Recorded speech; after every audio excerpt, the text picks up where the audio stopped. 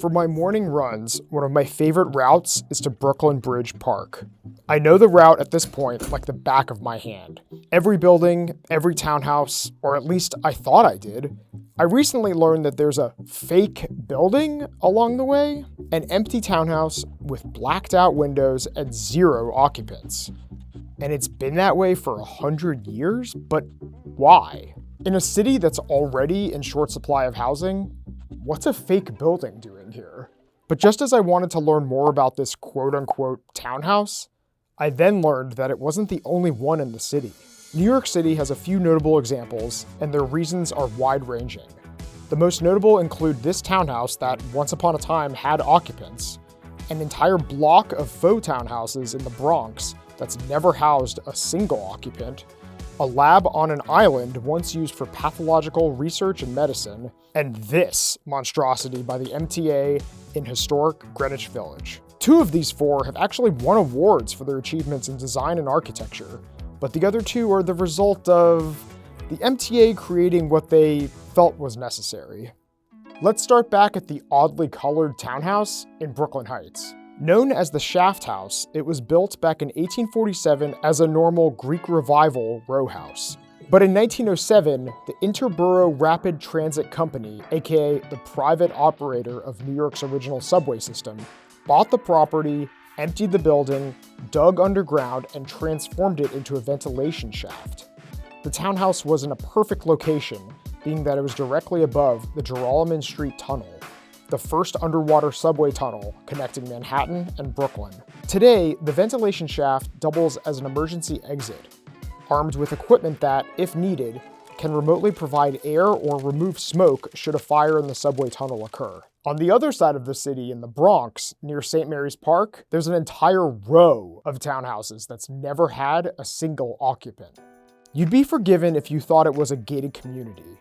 Designed by the Switzer Group, this 4-story, 125,000 square foot, $300 million property of townhouses merely covers Con Ed's Mott Haven electric substation.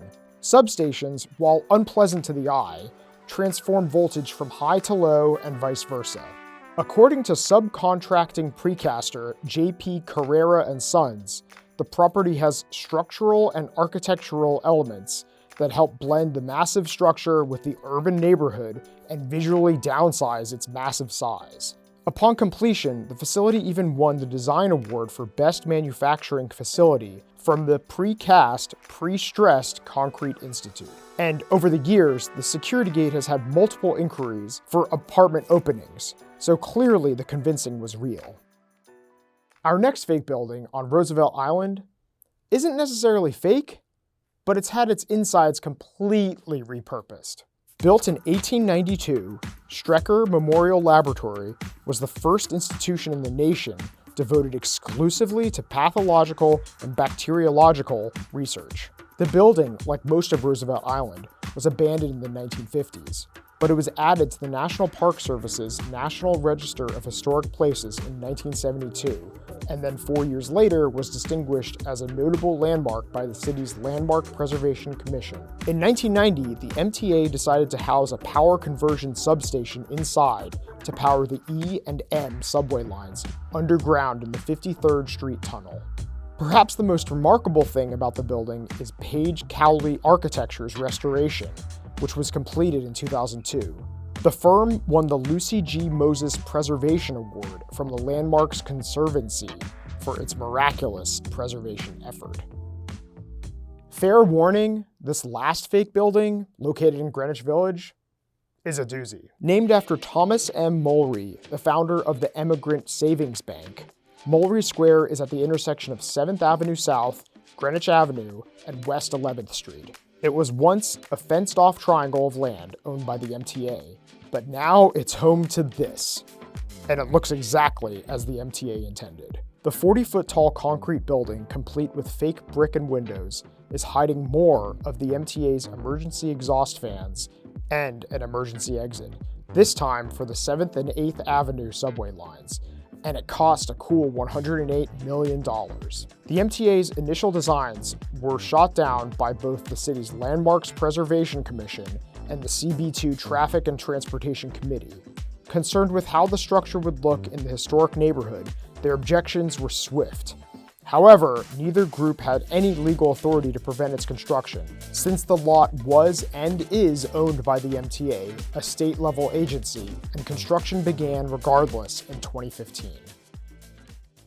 These 4 examples in New York are just a drop in the bucket for all the fake buildings in the world. As you can or can't see by now, these facades act as urban camouflage, generally established to mask unpleasant eyesores such as substations, wires, plumbing, and structuring. Beyond that, their purposes vary, but most importantly, to convince their neighbors that they don't live in an area where dangerous hazards are all around them. Whether it's to cover up an electrical substation or to ventilate the underground subway, they're commonplace in other cities such as Toronto, Paris, and Chicago. But what does masking these unpleasantries from the general public really accomplish? Well, for one, the surrounding property's resale value stays intact. I mean, would you want to live next door to this? But it's also just good urban design and creates all-around safer spaces from curious kids and/or tourists. Their purpose and what they add or take away from cities is up for debate, but from an architectural and design standpoint, it seems they're here to stay.